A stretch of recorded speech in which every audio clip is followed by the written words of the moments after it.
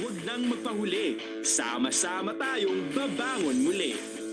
Magpa-booster na para sa Pilipinas na ligtas at malakas. Sabay-sabay sa booster, Pinas Lakas!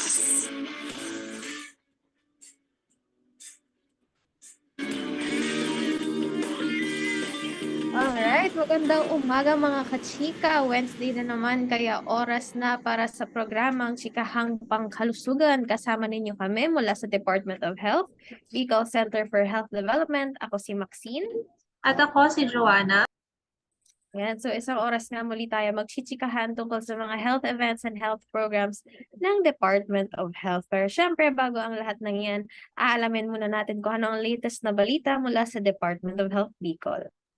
And of course, ang latest natin na balita mula sa DOH Bicol City ay ang ating COVID-19 Bulletin number 2022-0031 na inilabas po natin noong Monday, November 7, 2022.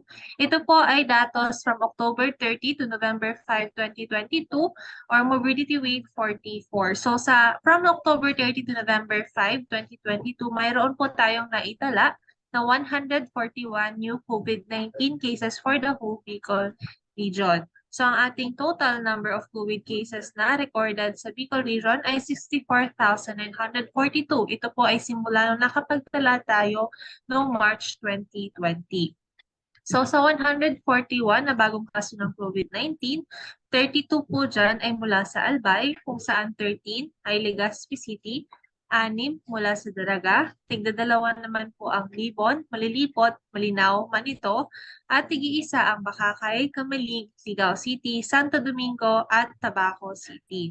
Ang Camarines Norte naman ay mayroong 7 bagong kaso ng COVID-19 kung saan 2 ay mula sa Labo, at tig-iisa naman po sa Basud, Daet, Mercedes, Paracale, San Vicente.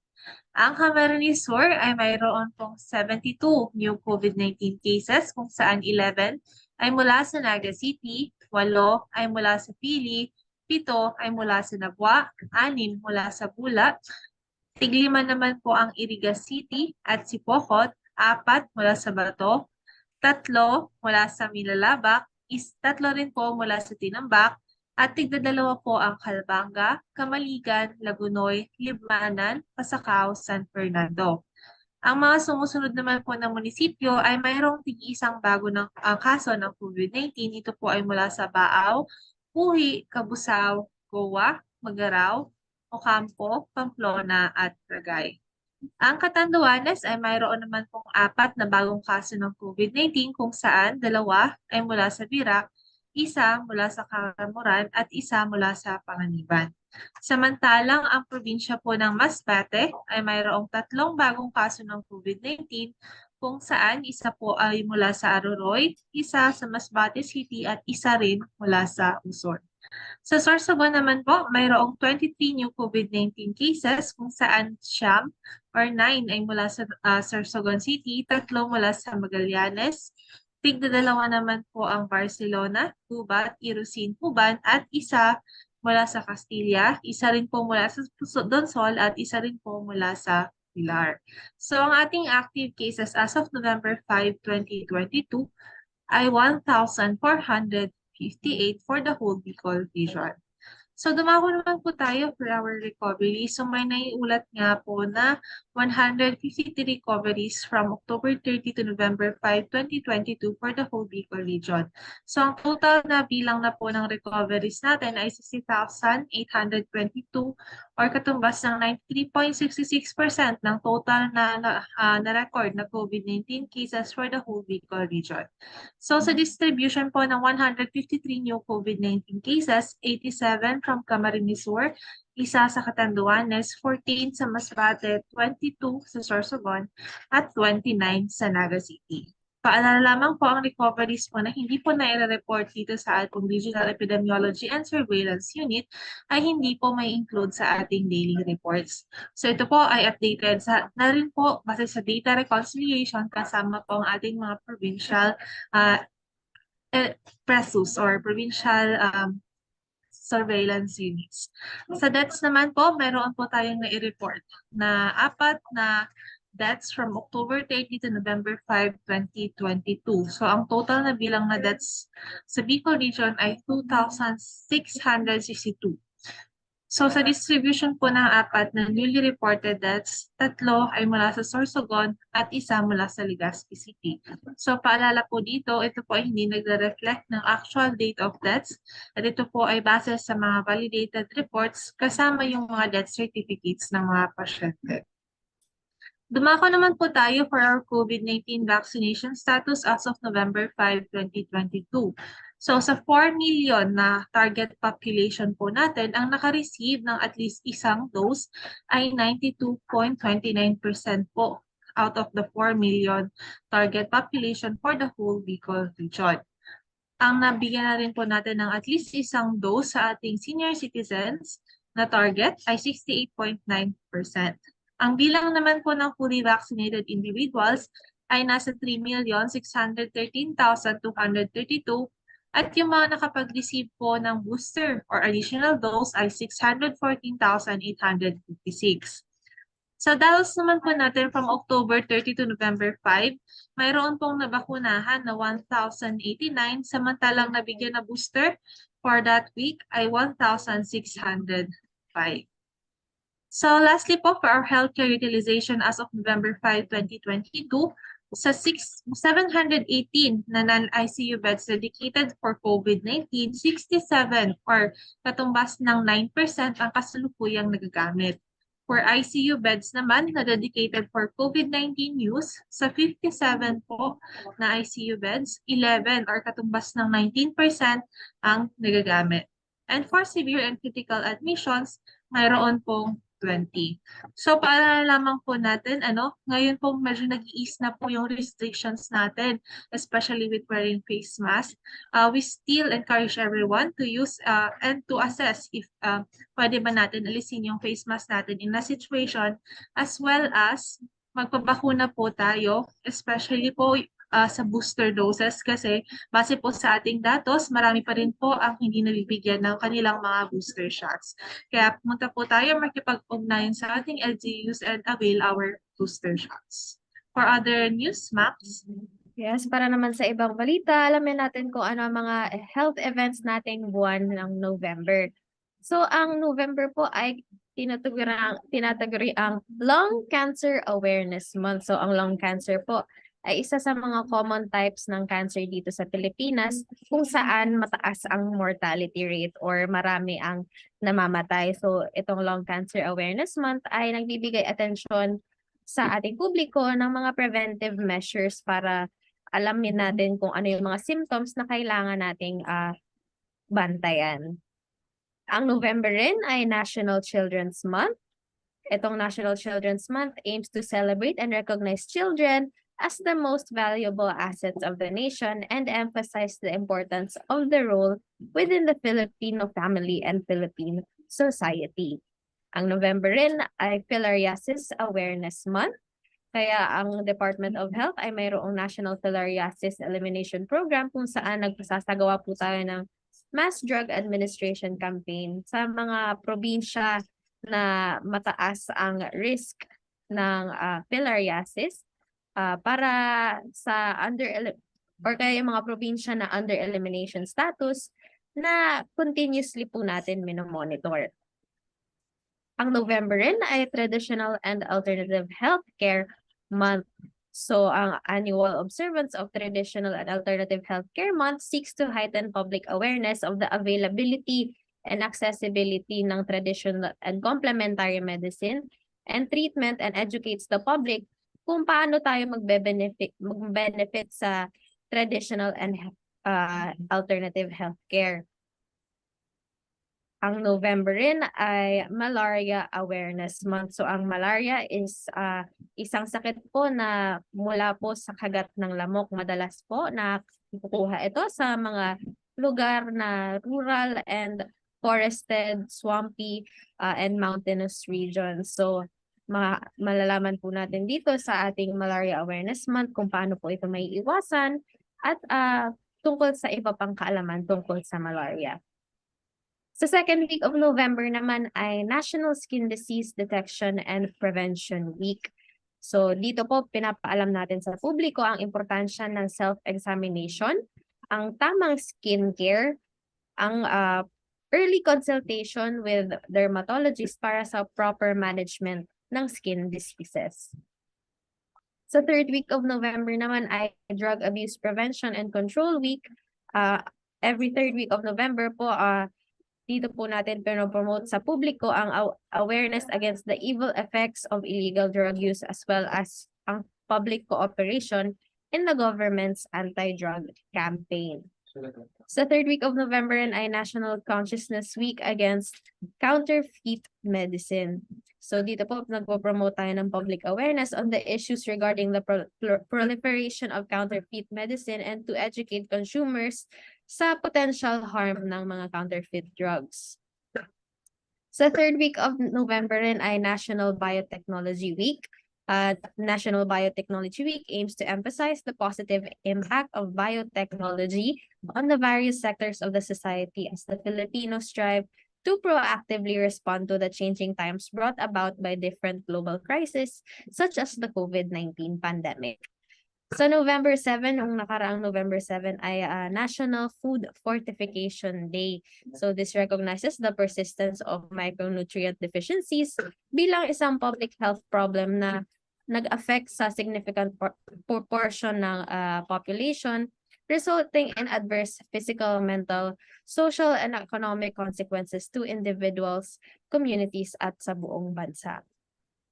Sa darating na November 14 rin, ating i-observe ang World Diabetes Day. Ito ay primary global awareness campaign of the Diabetes Malicious World and is held every November 14 of each year. So dito po, ito po ay response to the alarming rise of diabetes around the world at continuously natin po dito pinopromote yung importance of immediate action to protect the health and well-being of future generations and achieve meaningful outcomes for people with diabetes at sa mga at risk nito. Sa November 17 rin ay World Prematurity Day. Ito po ay isang opportunity to call attention to the heavy burden of death and disability and the pain and suffering that preterm birth causes. Sa November 19 ay World Toilet Day. Ito po ay annual global event organized ng UN Water to raise awareness of the crucial role that sanitation plays in reducing disease and creating healthier communities. So meron po tayo dito sa Department of Health na event para sa World Toilet Day sa darating na November 11 po. So ayan, abangan po natin ang mga kaganapan sa November 11 sa official Facebook page ng DOH Bicol CHD. Sa November 23 to 29 naman po ay Population and Development Week. So dito po ay nag-highlight tayo ng need for an invigorated and intensified campaign to address problems in the pace of the Philippine population growth and the country's capability to provide for the growing nation. Ang November 21 naman ay World Chronic Obstructive Pulmonary Disease Awareness Day. Dito po ay nag-raise tayo ng awareness tungkol sa COPD and improved COPD care sa buong mundo po. Ang third Sunday of November naman ay World Day of Remembrance for Road Traffic Victims. So dito po inaalala natin ang mga namatay or na-injure sa mga aksidente sa ating mga kalsada. Dito po pinapasalamatan rin natin ang mga emergency services and reflect on the tremendous burden and cost of this daily continuing disaster to families, communities, and countries. And tinitingnan rin natin ang mga paraan para mabawasan ang mga aksidenteng tulad nito. Sa November 25 naman ay National Conscious Day for the Elimination of Violence Against Women and Children. At kaakibat nito sa November 25 to December 12 ay 18-day campaign to end violence against women. So abangan po natin ang ating mga social media posts tungkol sa ating mga health events sa ating mga official social media pages ng DOH Bicol CHD. So sa Facebook, nandyan po ang DOH Bicol CHD. Meron rin tayong Twitter at DOH Bicol at mag-subscribe na rin kayo sa aming YouTube channel na DOH Bicol CHD. So dyan po mapapanood natin dito yung ating programang Chikahang Pangkalusugan. Kasama na dyan yung mga nakaraan nating episodes. Meron rin po tayong ulat sa COVID-19 Bicol kung saan napapanood natin ang latest updates every Monday at 10:30 a.m. ng COVID-19 updates, COVID-19 vaccination updates at healthcare utilization rate. Dito rin natin napapakinggan or nasasagutan ang mga katanungan mula sa publiko at sa ating mga media partners. So siguro yan lang ang ating latest na balita mula sa DOH Bicol. Pumunta na tayo sa ating magiging chikahan ngayong umaga. So nabanggit nga natin kanina na ang November ay Traditional and Alternative Healthcare Month at para pag-usapan natin yan, makakasama natin si Miss Jelly Rionwari ng DOH Bicol CHT. So siguro wag na natin papatagalin, papanoorin natin ang ating naging chikahan tungkol sa Traditional and Alternative Healthcare.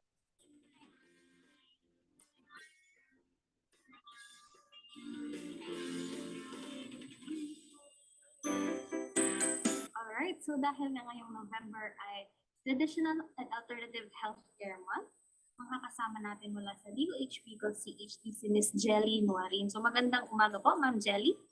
Magandang umaga, Maxine.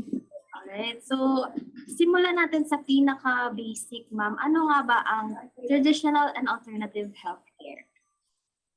Ang traditional and alternative healthcare ay integration ng conventional at traditional o complementary na panggagamot. Kabilang na dito yung mga kilala natin gaya ng hilot, paggamit ng mga halamang gamot sa pagpapagaling ng mga sakit. Kabilang din dito yung kilala natin sa Bicol region, yung ating Ventusa. Ito rin ay tinatawag nating complementary medicine kung saan ang paggamit nito kasabay ng mga makabagong siyensya o conventional medicine, yung tinatawag din nating western medicine, ay nakapagbibigay at nakapagpapatibay ng mas malakas na epekto ng panggagamot. Kasama rito ay ang ligtas, epektibo, mura at scientifically based na mga halamang gamot na nagdaan din sa pag-aaral at na-test sa loob at labas ng ating mga laboratorio. Alright, so nabigyang hapyaw mo na po, Ma'am, yung mga halimbawa ng traditional and alternative healthcare. Ano pa po ba, Ma'am, yung ibang klaseng mga traditional and alternative na pagbibigay ng healthcare? Pinakilala natin yung nabanggit kanina yung ating mga halamang gamot. Meron din tayong tinatawag yung ating traditional and complementary modalities.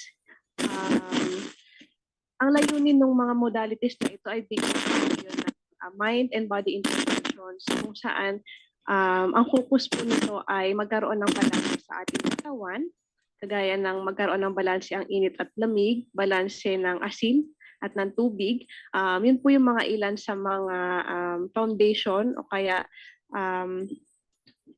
yung layunin ng ating mga traditional and complementary modality. So, halimbawa po niyan ay yung ating acupuncture. Ito yung paggamit ng ating mga karayom or needles sa ating mga strategic points para ibalik yung balanse ng ating katawan.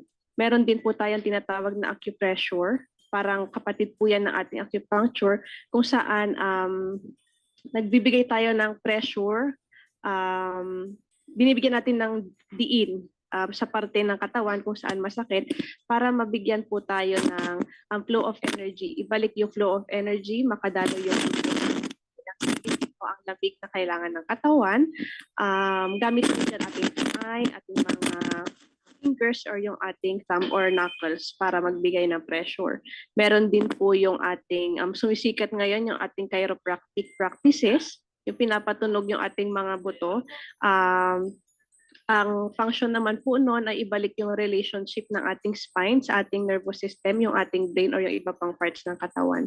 Meron din pong homeopathy or naturopathy. So medyo terms, pero simple lang po iyan, yung mga ating delusions, mga pinalagang halaman, mga tsaa, yun po yung ating homeopathy or naturopathy.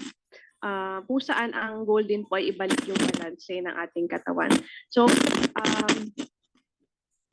po doon ay yung pag tayo ay nakakaramdam ng sakit ng tiyan, sinasabi nila na lamig, painumin tayo ng mainit na tubig, o kaya ay mag-warm compress. So, ayun po ay mga kaunting parte lang ng ating traditional and complementary modalities. So, pasok din po dyan yung ating tuwina, yung ating hilot, kung saan gumagamit din po tayo ng mga bulong or action, pero actually prayers din po yung mga sinasabi doon. We have osteopathy, ating mga massage sa ating bones, muscles, and joints. And yung ating anthroposophic medicine. So again, technical po siya, pero to simplify, massage po yan accompanied by counseling, exercise, and then pag-inom din po ng ating mga substances gaya ng tea or ng tsaa. And then we have Ayurveda, kung saan meditation din naman po yung focus. So just to give an overview po, balikan natin yung halamang gamot. We have 10, yung ating approved na 10 na halamang gamot na pinopromote din po ng DOH. Yung lagundi, yerba buena, sambong, tsaang gubat, ulasimang bato, garlic, guava, nyog-nyogan, acapulco, and ampalaya. Okay, so sigurado ako familiar na ang ating mga tagapakinig sa iba't ibang klase ng mga nabanggit niyo po, ma'am. Pero kailan po ba ito ginagamit ng mga uri na paggamot? Itong mga uri ng paggamot na ito ay ginagamit din siya tuwing tayo ay may sakit or may dinaramdam. Ito ay complementary, ibig sabihin pinagsasabay po siya sa ating conventional or western medicine para magkaroon ng mas mabisa or mapalabas yung epektong kinakailangan. Binibigay din po ito, meron din po tayong mga doktor na nagpa-practice ng ating traditional med, binibigay din po nila ito para ibalik or itama yung mga imbalance na nararamdaman natin sa katawan. So maaari po itong gamitin para makaiwas sa posibleng mga sakit, kagaya ng pagkain po ng ating bawang or ng ibang medicinal plants, araw-araw para makapagpatulong po sa pagpapababa ng mga cholesterol, blood sugar, ayan, mga yun po. So yung meditation and exercise, part po siya ng traditional and alternative medicine. Maaari din po itong gamitin or gawin araw-araw para sa makaiwas sa mga posibleng sakit, lalo na sa ating mga buto or muscles. Alright, so maraming salamat, Ma'am Jelly. So alam natin na marami ang nagsasagawa nitong mga traditional na paggamot. So sino po ba yung mga pwedeng gumawa nito? May kailangan ba silang parang lisensya or permit? Saan po ba ito pwedeng kunin? May mga ilan dun sa mga nabanggit na kailangan ng lisensya o kaya ay mga training para maisagawa.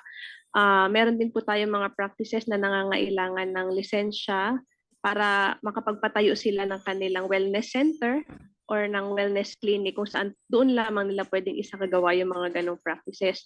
Ngunit may mga ilang practices po tayo na kasalukuyan ng ginagawa kahit walang lisensya gaya ng ating traditional na hilot o paghahanda ng mga halamang gamot. Okay. So bakit po ba, ma'am, kailangan mahalaga pa rin na alamin natin yung traditional alternative na medicine kahit meron na tayong mga modernong teknolohiya na ginagamit natin sa paggamot? Ang ating mga traditional or alternative medicine or healthcare, magandang epekto nito sa atin or yung ating mga benefits dito ay unang-una ito ay cheaper. So hindi kagaya ng mga commercial na gamot, mas mura po ang ino-offer sa atin ng traditional healthcare or medicine kagaya ng mga halamang gamot. Pangalawa, accessible. Kung sa halamang gamot, nandiyan yan sa ating mga bakuran, sa ating mga traditional na hilot practices, nandito lang din po yan sa ating mga community. So, isa sa mga benefits na traditional med ay accessible siya sa ating community. Yan. So maraming salamat, Miss Jelly, sa pagsagot ng ating mga unang katanungan tungkol sa traditional na paggamot. So mamaya po pagpapatuloy natin ang ating chikahan. Magbabalik po ang chikahang pangkalusugan.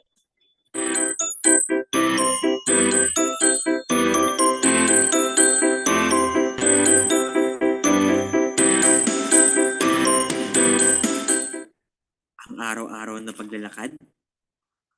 Samahan mo pa ng jogging. Itodo na ang paggalaw araw-araw. Say goodbye na rin sa mga pagkaing maaalat, matataba at matatamis. At piliin yung siguradong masustansya.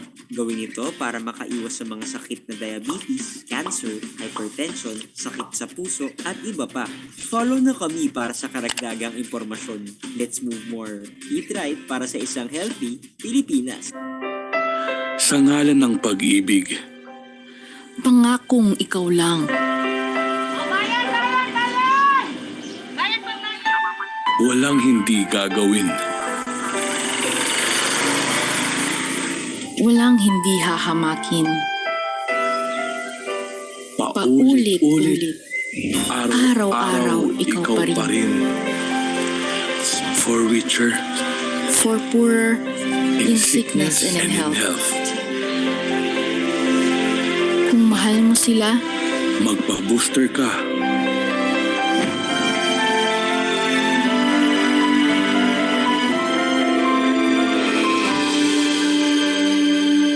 promise. X-Man. Ligtas para sa lahat.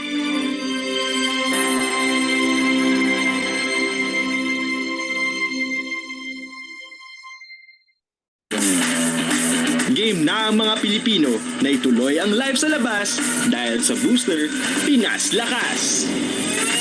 Ako si Agnes Villami Cipriano, 67 years old. Ang bakunang natanggap ko na is yung dati 1 and 2 and then booster, 2 boosters, 1 and 2 din. Bilang senior citizen, dahil ako nagduwa-duwa na magpa-booster kasi inagihan ko ang paano ang kamati ang kalintura. Di related siguro ito dahil ko man nga ni, although dahil ako nagpa PCR pero parang related man ito kaya sobrang takot ko, kinumplituhan ko ang vaccination ko, booster 1 and 2. Yung pinaka-last kong booster, duman ako nakamati nin makulugon sa kuyang left arm. Then, nagtaranglay ang lawas ko pati likod ko. Ang ginipo ko, nag-inom lang ako ng sarong paracetamol, so tinatao ba ganinda. Then, pag mata akong pagkaaga, okay na ako. After 3 days din namatian ko, so kulog kang bakuna. Ito lang ang pinakamakulog kong naranasan.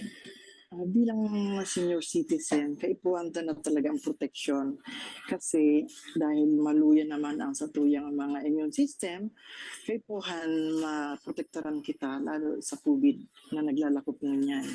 Ang advice ko sa mga senior citizens na dahil pa nakabakuna, so 1 and 2 and then sa booster, dapat makumpituhan ninda.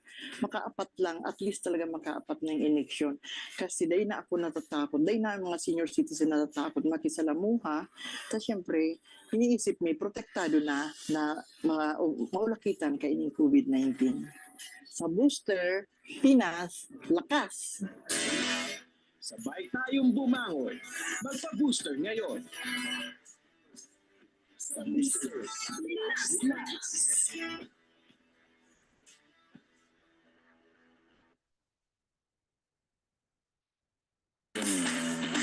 Game na ang mga Pilipino na ituloy ang live sa labas dahil sa booster, Pinas Lakas!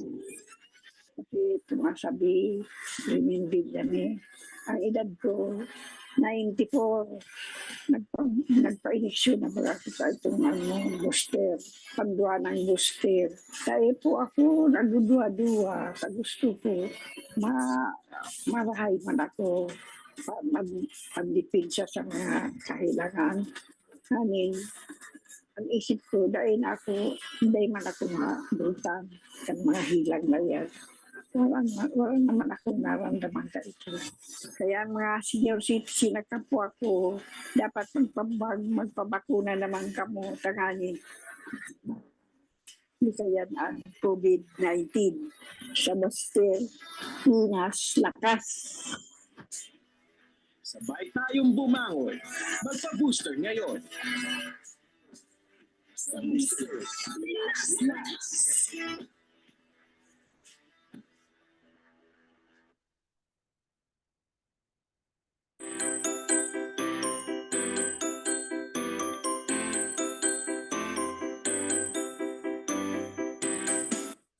Nagbabalik ang chikahang pangkalusugan. Kasama pa rin natin si Ms. Jelly Rionwarin ng DOH Bicol CHD at ating nang pinagchichikahan ang tungkol sa traditional and alternative na medisina. So, nabanggit nga natin kanina na marami sa atin ay pamilyar na sa mga iba't ibang uri ng traditional na paggamot.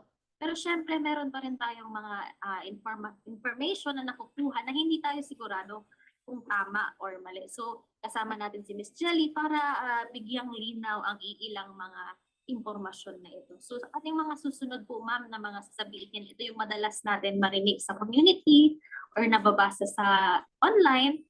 magpapatulong na lang po kami ma'am sa inyo kung tama po ba ang mga ito. So ang una daw, mas mabagal gumaling ang isang tao na nagpagamot gamit ang traditional o alternative na paraan. Ano po ang masasabi niyo dito? Yung statement po ay hindi totoo. So gaya nung nabanggit natin kanina, ang traditional or alternative medicine ay complementary. Maaring sabay po itong ginagawa kasabay ng conventional or western medicine at ang goal po nila pareho ay magpagaling. So pag pinagsabay po yung epekto noon, isa lang din yung kanilang patutunguhan, which is yung gumaling or mabalik yung imbalance sa katawan. Ayun po. So nangangailangan pa rin po na kumonsulta tayo sa doktor para mabigyan tayo ng sapat na intervention. Wag rin po natin kakalimutan yung tamang pagsunod sa treatment regimen. Hindi pwedeng pahinto-hinto. So applicable yun po both sa traditional and sa conventional medicine. Pag meron tayong regimen na ibinigay sa atin, kailangan sundin po yun, hindi pahinto-hinto para yung paggamot po natin ay maging mabilis at hindi maging mabagal yung epekto sa atin. Alright, so either way, ang goal ng traditional na medicine and conventional ay mapagaling ang isang pasyente. So ang susunod naman po ma'am, yung mga medical practitioners daw po ay tutol sa traditional na paraan ng paggamot. Ano po ang masasabi? Ang ating mga medical practitioners, in general, hindi po sila tutol sa ating alternative na paraan ng paggagamot. So, meron po tayo sa DOH attached agency natin, yung ating PITAC or yung Philippine Institute of Traditional and Alternative Healthcare. Ini-integrate po, yun yung goal ng ating PITAC ay integrate ang policy ng traditional medicine sa ating mga hospital and RHUs. May mga medical practitioners po tayo na trained na rin sa mga modalities na ito. Yung ating hospital po dito sa Bicol Region, yung ating BRGH GMC, may mga trained practitioners na rin po tayo na gumagawa ng ating TCM modalities. Sa paggamit naman po ng herbal preparations, ito po ay may scientific basis na rin, kung kaya't hindi tutol ang ating mga medical practitioners dito. Alright, thank you ma'am. So nabanggit nyo na kanina or nabigyang hapyaw na itong susunod na statement na sabi raw walang scientific basis ang traditional o alternative na paggamot. Any comments pa po ma'am? Ang mga TCM modalities po natin and halamang gamot, lahat po yan ay may scientific basis. Nasubok na ng panahon, kagaya ng ating hilot, pinag-aralan na rin po at dumaan sa ating mga clinical studies or clinical trials. Okay, so ang susunod naman ay mayroon raw pong panganib sa paggamit sa traditional and alternative na paggamot. Ano po masasabi niyo dito ma'am? Lahat po ng medication, gamit o mga intervention, pag sobra or kulang, lahat po ay may hindi magandang epekto. Kung kaya't, lagi nating pinapaalala, huwag po mag-self-medicate. Laging kumonsulta sa doktor bago po tayo dumaan sa kahit anong proseso o bago uminom ng kahit anong medication. Alright, so maraming salamat Ma'am Jelly sa paglinaw ng iilang mga impormasyon. So marami nga po sa atin, sa ating mga tagapakinig ay hindi pa rin sigurado tungkol dito dahil syempre makaluma ng paraan. Pero syempre gumagana pa rin ang mga prosesong ito or ang mga paggamot na ito. So ano naman po yung pagkakaiba ng effectivity ng traditional healthcare sa ginagamit nating conventional na healthcare? Ang pinagkaiba ng ating conventional sa ating traditional ay sa conventional, gumagamit tayo ng mga chemical na gamot para umiwas o prevent o kaya naman ay gamutin o i-cure yung ating mga sakit. Sa kabila naman yung ating traditional or yung ating complementary medicine, ang layunin nun ay gumamit ng mga pamamaraan kung saan maibabalik yung balanse sa katawan. So gumagamit din sila ng mind-body intervention. So aside sa pag-inom ng mga gamot, kinokondisyon din natin yung sarili or yung utak ng ating mga pasyente para mas maniwala sila, nagagaling sila. Ayun po. So isa yun sa pinagkaiba ng ating modern at ng ating traditional medicine. Okay, thank you very much po ma'am. So nabanggit niyo nga kanina na itong alternative and traditional healthcare ay pinopromote ng DOH. Bakit po ba pinopromote pa rin natin kahit na may mga moderno na tayong paraan sa pagpapagamot? Pino-promote pa rin po natin ang paggamit ng ating traditional and alternative healthcare dahil gaya ng nabanggit kanina ay mas accessible ito sa ating community, mas mura. Kung sila po ay walang pambili ng kanilang mga gamot, nandyan ang kanilang mga halaman sa bakuran, kung saan pwede naman nilang magamit para maibsan yung kanilang mga nararamdaman. At may mga intervention na ino-offer sa atin ang traditional med na magiging na makatutulong para mas mapabilis yung ating paggaling gamit yung ating conventional method. So, yung very powerful na hawak ng ating traditional med ay yung pag-involve natin sa ating mind. So, kung positive yung ating pag-iisip, naniniwala tayong gagaling, yun yung mas nagpapabilis din ng ating paggaling. Okay, maraming salamat po, Ma'am Jelly. So ano naman po ngayon ang programa ng Department of Health tungkol sa traditional and alternative na medicine?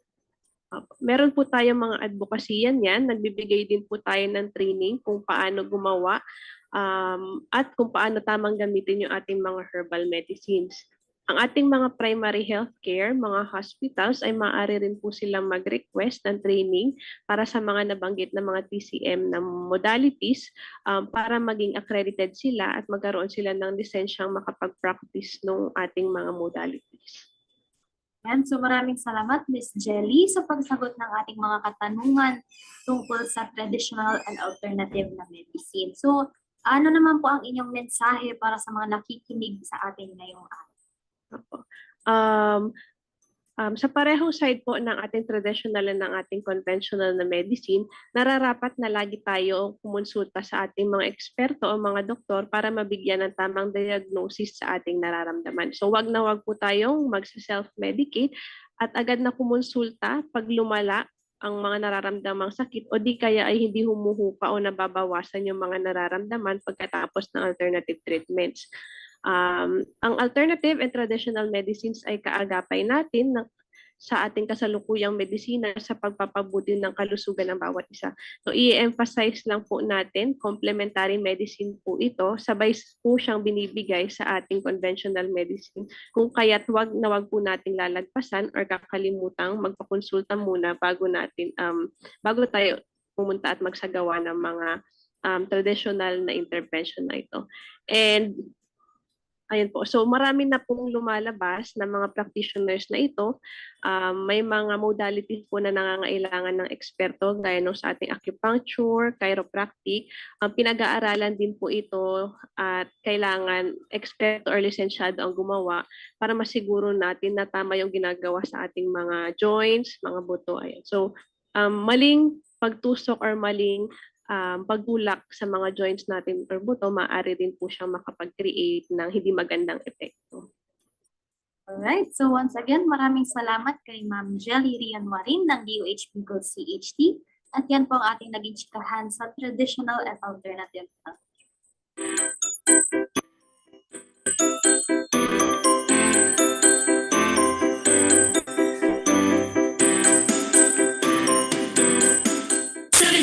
Para sa Healthy Pilipinas. Sabay handa ang balikat ng may karamay sa bigat. Sila'y iniingatan, ngunit sarili huwag kalimutan. Mahalaga ka. Lumit na yan, kalusugan ay unahin at mamanahin ang mamamayan. Ay Healthy Pilipinas, malakas sa magandang bukas. Ang bawat Pilipino sa mundo, sa ulado ang itong ito. Sa Healthy Habits ko na to. Para sa Healthy Pilipinas. Alam mo na ba? Ang mental health ay isang mahalagang bahagi ng ating pangkabuuang kalusugan. Walang health kung walang mental health. Ayon nga sa World Health Organization, mental health is a state of well-being in which an individual realizes his or her own abilities, can cope with the normal stresses of life, can work productively, and is able to make a contribution to his or her community. Ang mental health ay mahalaga sa ating pangkabuuan at individual na abilidad magtrabaho, mag-isip, makaramdam at mabuhay. Kaya naman ngayong panahon ng pandemya, huwag kalimutang pangalagaan ang ating mental health tulad ng pag-aalaga natin sa ating physical health. Ang self-care ay isa sa pinakamabisang paraan upang pangalagaan ang ating mental health. Ang simpleng pag-exercise o pagtutok sa ating mga hobbies ay isang paraan ng self-care. Care for yourself, bigyang oras ang sarili at mga bagay na nagbibigay sa iyo ng saya.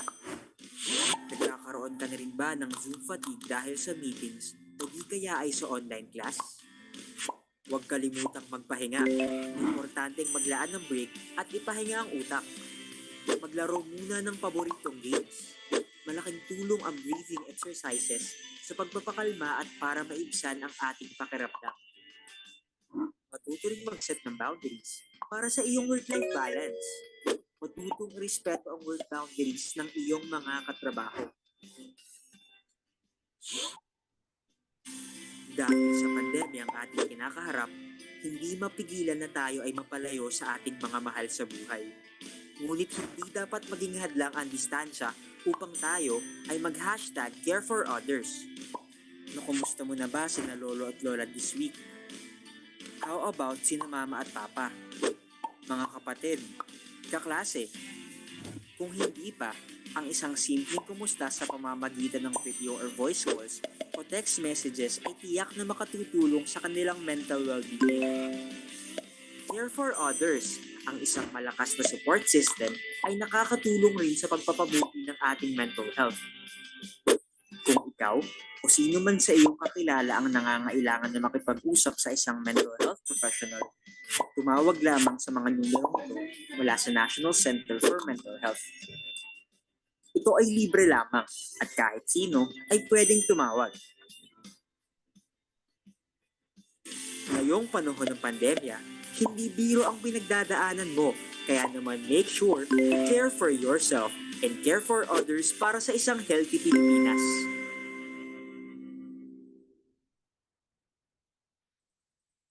Ang Lusog Isip ay ang unang mobile app para matugunan ng mental health concerns na iniangkop para sa mga Pilipino. Simula na ang pangangalaga sa sarili mo sa tulong ng Lusog Isip app. I-download na ito sa Google Play o sa App Store.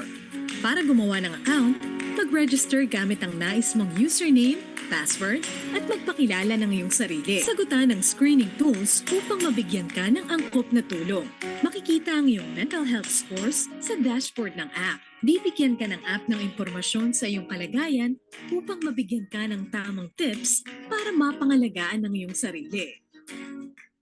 Pwede mo rin i-customize ang mga settings ng iyong notification sa app na ito.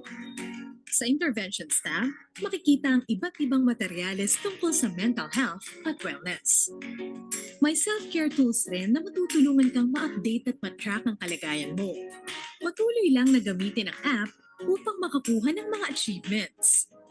Kung nais mong makakuha ng profesional na tulong at iba pang serbisyong pang mental health, i-check lang ang referral tab. Sa Lusog Isip app, maaabot na ang tulong na kailangan mo.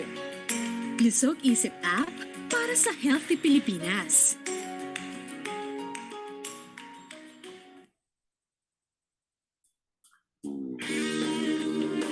At nakatutok pa rin kayo sa programa ng Department of Health, Bicol Center for Health Development, ang Chikahang Pangkalusugan. So ayan nga po yung ating naging chikahan tungkol sa traditional and alternative healthcare kasama si Miss Jelly Noarin. So ngayon naman pumunta tayo sa ating mental health exercise natin ngayong umaga. So ano nga ba ang ating mental health exercise ngayon? Yes, dahil nga po sa ating programa ay binibigyan po natin ng halaga ang ating mental health. Dahil nga po sa mental health, hindi lang ay ini-include niya po yung emotional, yung ating psychological, yung ating social well-being. So ito po nakakapag-apekto sa kung paano tayo nag-iisip, kung ano nararamdaman natin, pati na po on how we act, make choices, and relate to others. So, ang mental health po, ito po is more than the absence ng isang mental illness. So, ito po ay essential sa ating overall health and quality ng ating mga buhay. So, ang self-care ay mayroon po siyang malaking role sa pag-maintain ng ating mental health and help support sa ating mga treatment and recovery kung mayroon po tayong mental illness. So ano nga po ba yung self-care? So self-care, ito po, meaning is magkaroon tayo ng time na gawin yung mga bagay na makakapagtulong sa atin to live well and improve both our physical and our mental health. So kapag pag pinag-uusapan po natin yung mental health, self-care po ay makakapag-help para ma-manage yung stress, lower our risk of illness, and makapag-increase po ng ating energy. So even small acts ng self-care sa ating daily life ay mayroon po siyang malaking impact sa ating daily life. So ito po yung some tips na makakapagtulong po sa atin to get started with self-care. Una po, get regular exercise. So kahit 30 minutes lang po ng walking every day ay makakapag-help na ma-boost yung ating mood and improve yung ating health. So small amount of exercise add up. So huwag po tayo ma-discourage kung hindi po tayo makapagawa ng 30 minutes at one time. So we just need to take time for a regular exercise. Next tips natin, Max. Yes, so kasama rin dyan ay mahalaga na kumain tayo ng mga sustansya at regular na meals at mag-stay na hydrated. So, importante ang balanced diet and plenty of water para ito sa pag-improve ng ating energy at nakakatulong rin ito sa atin mag-focus throughout the day. So, isang tip rin ay i-limit natin yung caffeinated beverages tulad ng mga paborito natin soft drinks o kaya naman coffee. Next is make sleep a priority. So magkaroon po tayo ng schedule and make sure na tayo ay may sapat na tulog.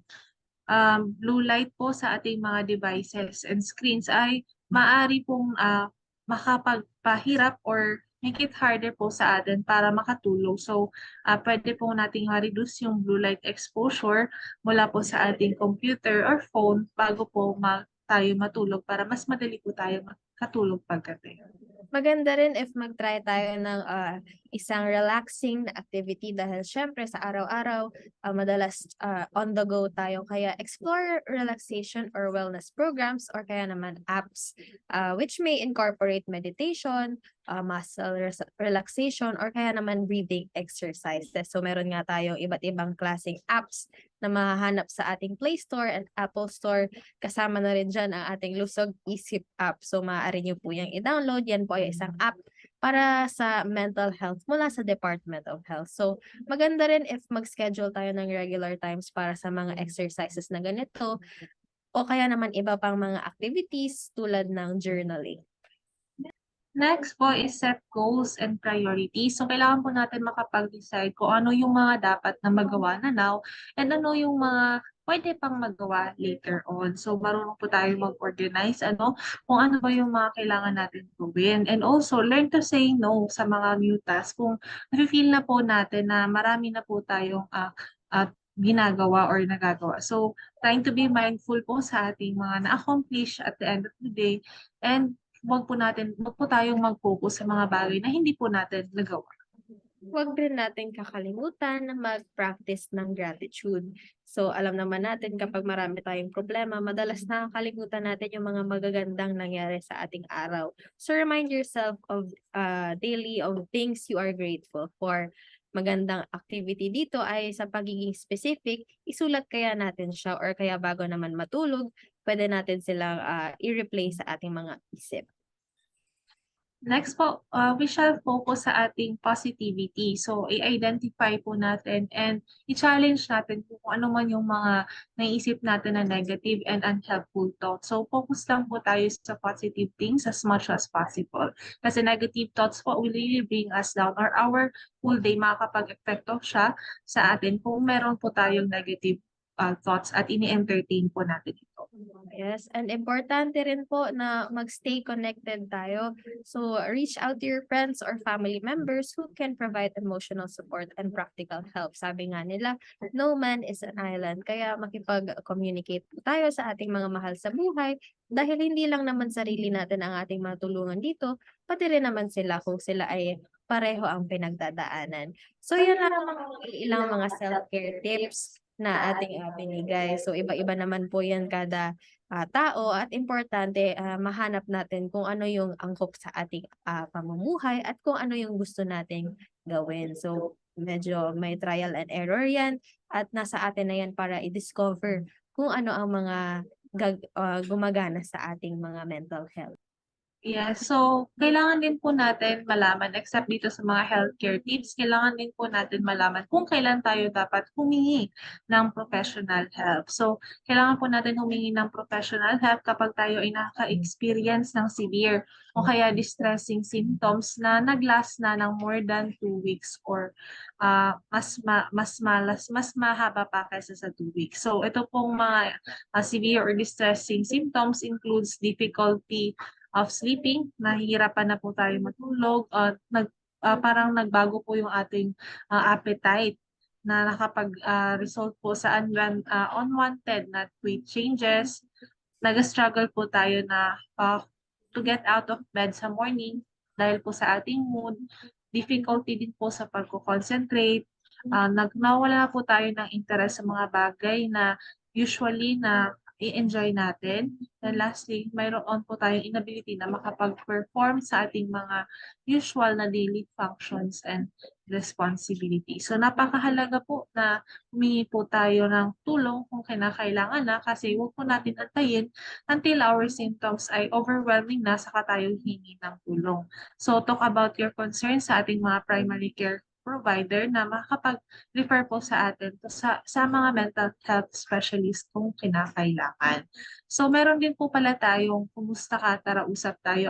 Kung kailangan na po natin ng makakausap, maaari po tayong tumawag sa mental health hotline ng DOH Bicol CHD. So pa-take note ng numbers for our kumusta ka, tara usap tayo. Sa Smart, pwede po kayong mag-text or mag-call sa 0919-583-4322. Ulitin ko po, 0919-583-4322. Another number po for Smart na pwede nyo pong tawagan ay 0960-285-3627. Ulitin ko po, 0960-285-3627.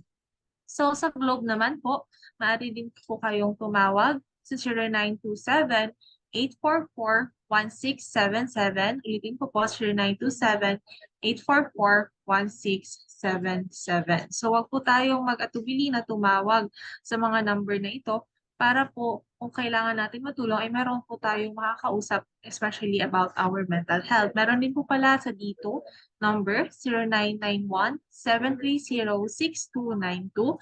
Ulitin ko po, 0991-730-6292.